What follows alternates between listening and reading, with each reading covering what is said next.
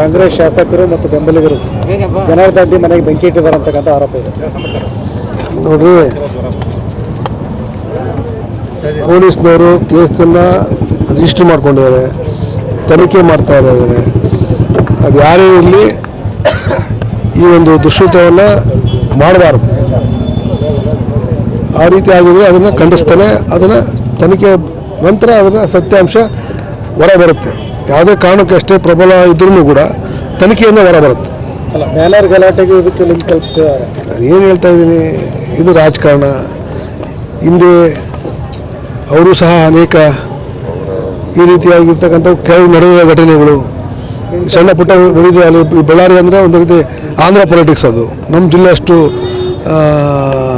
ಶಾಂತಿಯುತದ್ದು ಅಲ್ಲ, ಸ್ವಲ್ಪ ಹೈಪಲ್ಲಿ ನಡೀತದೆ. ಅದನ್ನು ಪೊಲೀಸರು ಕಂಟ್ರೋಲ್ ಮಾಡ್ತಾರೆ. ಸರ್, ಈಗ ಗಣರಾಜ್ಯೋತ್ಸವದಲ್ಲಿ ಮತ್ತೆ ರಾಜ್ಯಪಾಲರು ವರ್ಸಸ್ ಗೌರ್ಮೆಂಟ್ ಅಂತಕ್ಕಂಥದ್ದು, ಯಾಕಂದರೆ ಈ ಏನು ಸರ್ಕಾರ ಬರೆದುಕೊಡುತ್ತೆ ಆ ಭಾಷಣವನ್ನು ಓದೋದಿಲ್ಲ ಅಂತಕ್ಕಂಥದ್ದು ರಾಜ್ಯಪಾಲರು ಹೇಳ್ತಾ ಇದ್ದಾರೆ.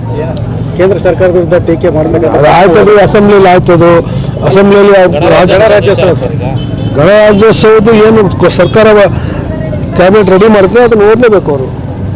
ಅದು ಮ್ಯಾಂಡೇಟ್ರಿ. ಅದನ್ನು ಕೂಡ ಅವರು ಓದಲ್ಲ ಅಂತ ಇನ್ನೇನು ಯಾವ ರೀತಿ ಹೇಳಿಲ್ಲ ಅವರು. ಇದು ಇನ್ನೂ ಊಹಾಪೋಹ ಇದೆ. ಬಟ್ ರಾಜ್ಯೋತ್ಸವನೇ ಬೇರೆ, ಗಣರಾಜ್ಯೋತ್ಸವದ ಬೇರೆ. ವರ್ಷದಲ್ಲಿ ಪದ್ಧತಿಯಂತೆ ಗೌರವರು ಭಾಷಣ ಮಾಡಬೇಕಾಯ್ತು, ಆ ವಿಚಾರನೇ ಬೇರೆ. ಕಾಂಗ್ರೆಸ್ ಅಂದ್ರೆ ನಂಬಿಕೆ ದ್ರೋಹಿ ಪಕ್ಷ ಅಂತೇಳಿ ರೇವಣ್ಣ ಹೇಳಿದ್ರು. ಅಂದ್ರೆ ಒಪ್ಪಮತ ಯಾವುದು ಉಳಿಸ್ಕೊಂಡಿಲ್ಲ ಇದುವರೆಗೂ. ಯಾರು ರೇವಣ್ಣವರು? ರೇವಣ್ಣ, ಎಚ್ ಡಿ ರೇವಣ್ಣ ಏನಂತ ನಂಬಿಕೆ ದ್ರೋಹಿ ಪಕ್ಷ ಕಾಂಗ್ರೆಸ್ ಅಂತ ಹೇಳಿದ್ರು.